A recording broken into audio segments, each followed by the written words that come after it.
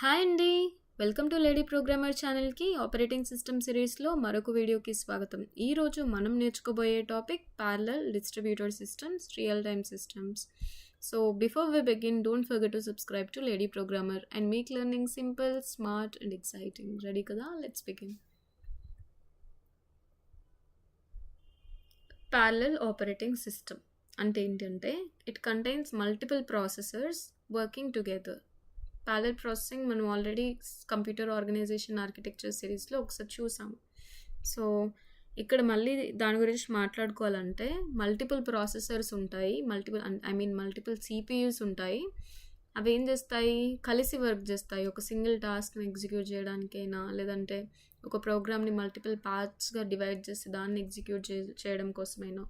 Processors share the same memory, కామన్గా ఒక memory use చేసుకుంటాయి అండ్ టాస్క్ని డివైడ్ చేసుకుంటాయి, సబ్ టాస్క్ లాగా చేసుకొని ఫాస్ట్గా ఎగ్జిక్యూట్ చేసేస్తాయి. And high speed and scientific processing ఉన్న దగ్గర దీన్ని యూజ్ చేస్తుంటాం ఎక్కువ. In parallel operating system several processors work on the same task at the same time so that అవి సేమ్ మెమొరీని యూజ్ చేసుకొని కోఆర్డినేట్ చేసుకుంటే అప్పుడు ఏమవుతుంది, మనకి కంప్యూటేషన్ అనేది ఫాస్ట్గా అయిపోతుంది. The speeds of the computation and it is used in applications like scientific simulations, weather prediction and research అనమాట. ఎగ్జాంపుల్, మన ల్యాప్టాప్ ఉంది ఆర్ ఫోన్ ఉంది, డూయింగ్ మల్టీ కోర్ ప్రాసెసింగ్ చేస్తున్నాం అనుకోండి.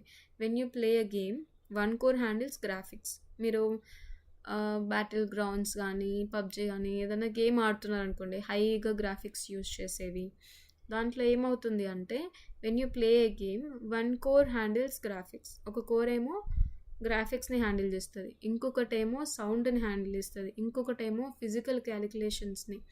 ఇట్లా అన్నీ ఒక్కొక్క టాస్క్ ఒక్కొక్క కోర్ హ్యాండిల్ చేసి లాస్ట్కి మీకు మంచి గ్రాఫికల్ యూజర్ ఇంటర్ఫేస్ ఇచ్చి గేమ్ స్మూత్గా రన్ అవుతుంది. All happening simultaneously. All processors access the same memory and are managed by same operating system to solve the problems faster.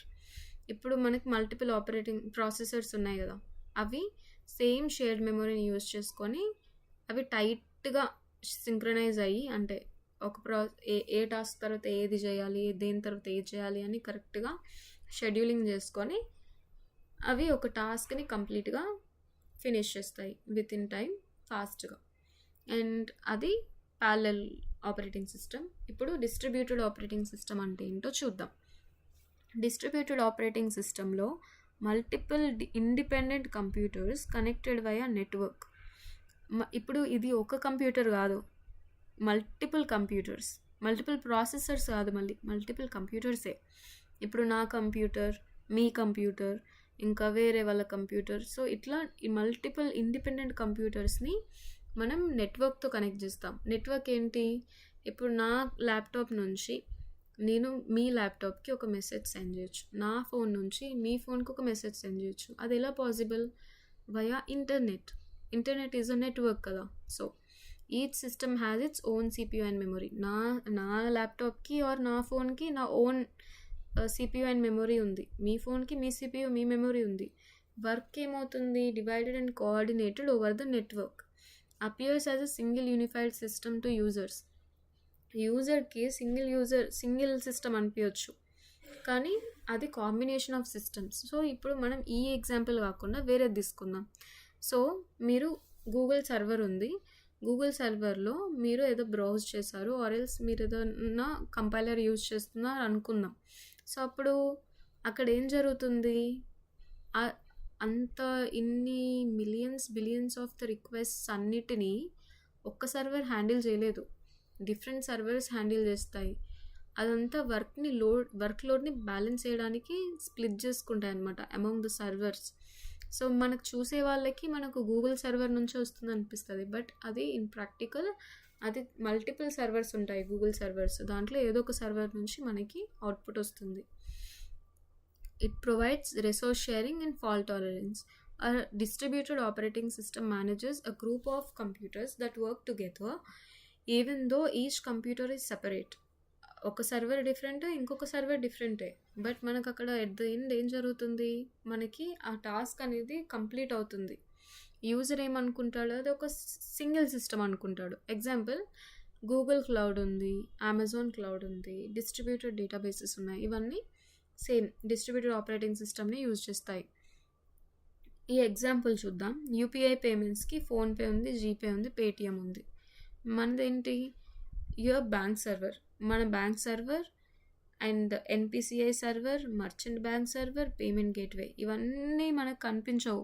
మనకి ఏం కనిపిస్తాయి, డైరెక్ట్గా మనకు పేమెంట్ అవ్వడం మాత్రమే కనిపిస్తుంది. మనదంతా ఒక్కటే దగ్గర జరుగుతుంది అనుకుంటాం. బట్ ఇన్ ప్రాక్టికల్ అది మన బ్యాంక్ సర్వర్ నుంచి మనీ కట్ అవుతుంది, ఎన్పిసిఐ సర్వర్లో ఒక టాస్క్ జరుగుతుంది, మర్చెంట్ బ్యాంక్ సర్వర్లో ఇంకొకటి జరుగుతుంది, పేమెంట్ గేట్వేలో ఇంకొకటి జరుగుతుంది. So all different computers in different places talking to each other. అదే డిస్ట్రిబ్యూటర్ సిస్టమ్స్. మన కమ్యూనికేషన్ నెట్వర్క్ని యూజ్ చేసుకొని సిపియు, మెమరీ, డిస్క్, అంటే ఈ సర్వర్కి దీని ఓన్ రిసోర్సెస్ ఉంటాయి, ఇంకొక సర్వర్కి ఇంకొక రిసోర్సెస్. సో దేనికి అదే రిసోర్సెస్ ఉంటాయి, కానీ అవన్నీ కమ్యూనికేట్ చేసుకునేది communication నెట్వర్క్తో. The structure ensures even if one computer fails, another continues working. This increases reliability. Real time systems అంటే ఏంటో చూద్దాం ఇప్పుడు.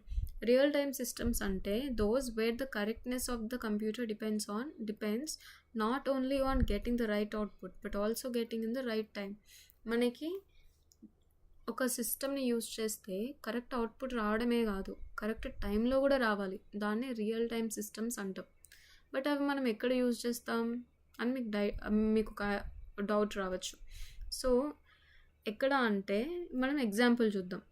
ఎయిర్ బ్యాగ్స్ ఉంటాయి కదా మన కార్లో, అవి ఎప్పుడు ట్రిగ్గర్ అవుతున్నాయా లేదా అనేది కూడా మ్యాటరే, కానీ ఎప్పుడు ట్రిగ్గర్ అవుతున్నాయని మ్యాటరే కదా. ఇప్పుడు యాక్సిడెంట్ అయినా 10 minutesకి ట్రిగ్గర్ అయితే ఏం యూస్? యాక్సిడెంట్ ఇట్లా ఏదైనా జరుగుతుంది అనేది సెన్స్ చేసిన వెంటనే ట్రిగ్గర్ అవ్వాలి. సో ఇట్లాంటి కేసెస్లో మనకి రియల్ టైమ్ సిస్టమ్స్ అవసరం.